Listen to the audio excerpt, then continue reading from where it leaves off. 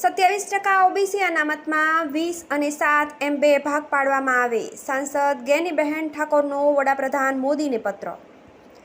ગુજરાતમાં ઓબીસી અનામત મુદ્દે બનાસકાંઠાના કોંગ્રેસી સાંસદ ગેનીબહેન ઠાકોરે વડાપ્રધાન નરેન્દ્ર મોદી અને મુખ્યમંત્રી ભૂપેન્દ્ર પટેલને પત્ર લખ્યો છે, જેમાં કોંગ્રેસના સાંસદ ગેનીબહેન ઠાકોરે ગુજરાતની 27% ઓબીસી અનામતમાં 2 ભાગલા પાડવાની વાત કરી છે. પત્રમાં ગેનીબહેને ઓબીસી અનામતમાં વિભાજન અંગે જણાવ્યું છે કે 27% જે અનામત છે તેના 20 અને 7 એમ 2 ભાગ કરવામાં આવે. ઠાકોર, કોળી સહિતની અતિ પછાત જાતિ માટે 27%માંથી 20% અનામત આપવામાં આવે.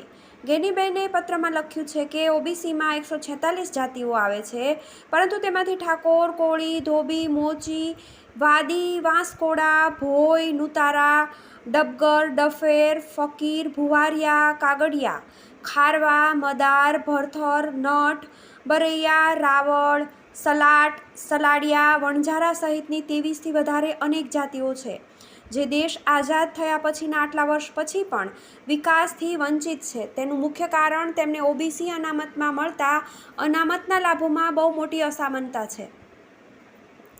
તેઓ ઓબીસી અનામતનો જોઈએ તેટલો લાભ શૈક્ષણિક અને રોજગારમાં લઈ શકતા નથી. તેનું મુખ્ય કારણ ઓબીસીમાં આવતી બીજા 5 કે 10 જાતિઓ સામાજિક અને આર્થિક રીતે સમૃદ્ધ છે અને સામાજિક રીતે સવર્ણ સમાજ સાથે જોડાયેલી છે. તે જાતિઓ આ ઓબીસીની 27% અનામતમાંથી 90%થી વધુ લાભ આ 5 કે 10 જાતિઓ લઈ લે છે.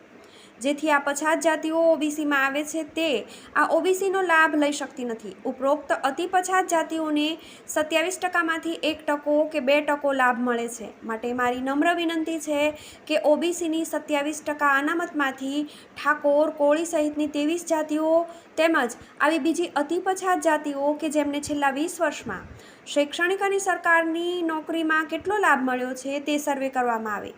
આ સર્વે બાદ આર્થિક રીતે પછાત તરીકે આ 5 કે 10 જાતિઓને અને તેમના જેવી બીજી જાતિઓ જેમણે ઓબીસી અનામતનો લાભ વધુ લીધો છે તેમને 7% અનામત અલગ આપવામાં આવે. જ્યારે ઠાકોર અને કોળી સહિતની અતિ પછાત જાતિઓને છેલ્લા 20 વર્ષમાં શૈક્ષણિક કે રોજગારમાં અનામતનો લાભ મળ્યો નથી એવી જાતિઓને 27%માંથી 20% અનામત અલગ આપવામાં આવે એવી મારી આપની નમ્ર વિનંતી છે. ગેનીબેન ઠાકોરે આ પત્ર એવા સમયે લખ્યો છે જ્યારે તેમની ખાલી પડેલી વાવ ભાભર વિધાનસભા બેઠક પર પેટા ચૂંટણી યોજાવાની છે. તેમણે ઓબીસી અનામતનો લાભ ગુજરાતમાં કઈ જ્ઞાતિઓને કેટલા પ્રમાણમાં મળ્યો છે તેનો સર્વે કરાવવાની પણ કામગીરી કરી છે. TV18 news